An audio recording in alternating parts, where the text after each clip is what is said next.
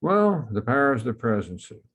Now, it's interesting that we even talk about the powers of the presidency because one thing that the founders, with maybe a couple of exceptions, were convinced is that they didn't want a strong man on top. Um, and they didn't want a king or monarch or a potentate or anything like that. But as the Constitutional Convention wound on, they found that they needed somebody, first off, to be in charge, and second off, to be responsible. Congress, is full of lots of people, and so where authority is dispersed, it's denied. So they had to make somebody responsible for actually making things happen. And so as a result, we end up with this very powerful office, and probably the most powerful on the face of the earth, but one that is still hemmed in constitutionally. Start off with, of course, is you've got the oath of office. Now, the moment your predecessor leaves the office, in this case, through assassination, you become president. So you don't need the oath to be president. Yet it is mandated that the president take the oath of office. And it's fairly clear that most presidents, in fact, I think all presidents, take that oath seriously. One of the things, if you read their papers and you talk to the people around the president, they keep coming back to, my oath says this, my oath says that. It's not a very long thing. As I said, you preserve, protect, and defend the Constitution of the United States. But there are moments when, you really need to do that. And of course, that's generally accepted that the oath of office, preserving, protecting, and defending the U.S. Constitution means protecting, preserving, and defending the country. Commander-in-Chief. This is all presidents who have to sign those letters to the survivors, the family and friends of someone who's been killed in action. They always say it's the worst part of the job. And of course, if you're in the case of President Trump at Dover Air Force Base watching bodies come home, it's really bad. It's no wonder that presidents die in office. They're head of the government, and 2 cabinet meetings. Of course, this is George Washington. He had 4 cabinet members, and I think sometimes he had trouble controlling those 4. And then nowadays, you have a large number of cabinet members there. You see President Obama doing, holding a cabinet meeting, although I suspect this one was mostly posed. Anyway, but it's important. The president is the person in charge, one person in charge. Everybody else derives their powers from that one person. And if somebody, someplace does something wrong, they may be in trouble, but the president is responsible. Power of the pardon. It's 100%. It's unlimited. Of course, you can't pardon somebody who has violated state law, but in terms of federal law, power of the pardon is 100%. It is not hemmed in any way. You can pardon whomever. You can pardon people you don't know. You can pardon people you don't know exist. You can pardon them for any crime, and you can pardon them for a blanket pardon in which anything you've done wrong before April 12th, 2021. You can do that. The power of the pardon is absolute, and it's been used from time to time to get us out of jams. President Carter, just as an example, pardoned people who had fled the Vietnam War in one way, shape, form, or the other, and didn't have names. Just said, everybody who did this, you're free. And of course, here we see President George H.W. Bush pardoning some turkeys.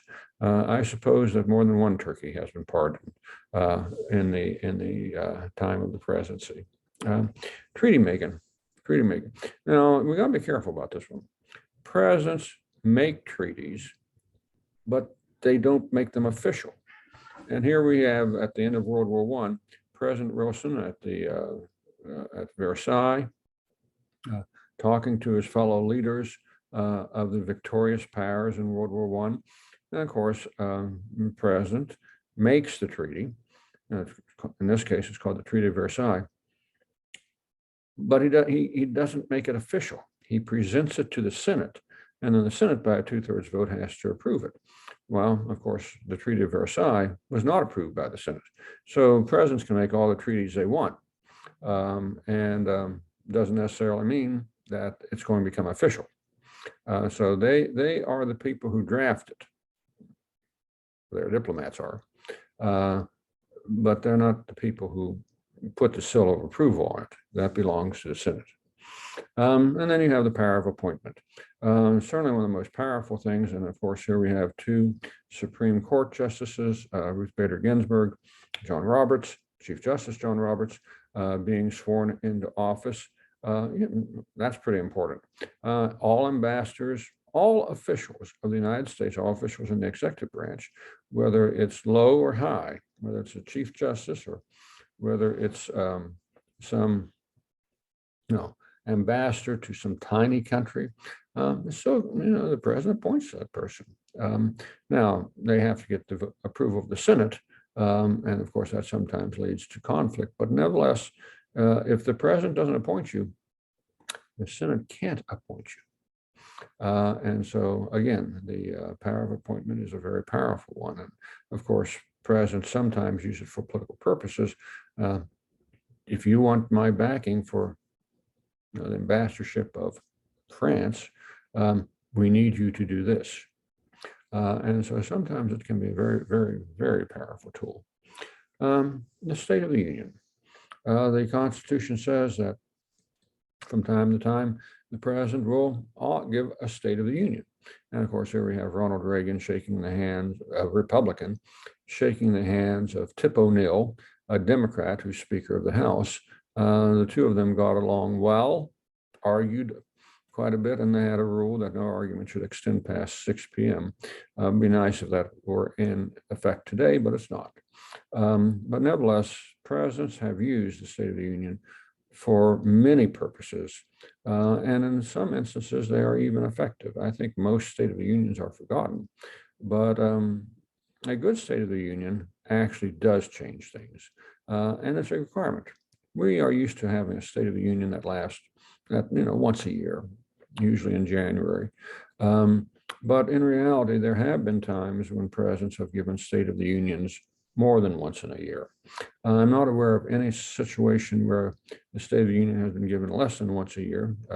Someone may tell me I'm incorrect on that, but it's certainly, again, it's a situation where the president has a chance to go before the country if they want to speak. Not all State of the Unions are spoken, by the way. Some are written and they're just delivered to Congress.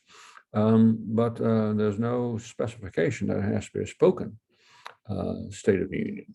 But still, it's a way of shaping the president's goals, hopefully shaping the Congress's goals and the goals of the American people. It doesn't always work that way. In fact, in recent years, I say it almost never works that way. Recognition of countries. Now, this is something which tends to slip by. This is an ambassador from India who has presented his official papers recognizing him as ambassador to India to President Obama. What you have here is the fact that if President Obama says, I don't recognize you, that country may not be recognized as the official country. Certainly, back in 1913, Woodrow Wilson refused to recognize the country of Mexico, which means the mechanism is you refuse to recognize their ambassadors, and you refuse to accept ambassadors. And basically that says, we don't recognize you as a country. It's used from time to time, sometimes very powerfully. We didn't recognize communist China for many years, and of course, therefore, did not have ambassadors. It puts the other country in a bad position, and is, of course, very powerful potential tool in foreign policy. The Constitution says he shall take care that the laws be faithfully executed. It's called the Take Care Clause. And of course, here we have two people who did not faithfully execute the laws, and one of them gets impeached and the other one goes to prison. Nixon would not, of course, be convicted. A committee recommends to the House that he be impeached. And John Mitchell, the Attorney General, is going to be probably the linchpin in the Watergate scandal. And he is going to spend some time in prison for his efforts. Nevertheless, this is, again, a very powerful thing. And you have the right to go to court if you believe that a president is not taking care that the laws be faithfully executed. Courts tend not to like to be involved in these things, but usually you can find a judge who will order that a certain act be performed. Sometimes it happens, most of the time it doesn't, but sometimes it does. And this is a very, again, another powerful part of the Constitution. You have, as a citizen, you have every right to go to a court and say the president is not faithfully executing the law, he's in violation of the Constitution, and therefore, I want a writ saying that he must, and it happens. And of course, impeachment. If you actually get impeached, Andrew Johnson, Bill Clinton, and President Trump, there's a trial and all that stuff. It's a way of reining in the president, though in reality, the very few people have actually been impeached, and only 3 presidents have been impeached in the history of the United States. It happens. Obviously, it happened twice under President Trump, but it's usually a sign of political frustration. In fact, I would say in all 3 instances, it's a sign of political frustration by their opponents. And so it tends not to work very well. But nevertheless, every president has to deal with the fact that almost every president has had somebody in Congress who wanted to impeach them. And sometimes, if I remember correctly, I believe that as Donald Trump was taking the oath of office, or shortly thereafter, papers were filed to impeach him even before he began his presidency. So, and finally, the president's head of state. Well, that's a very important thing.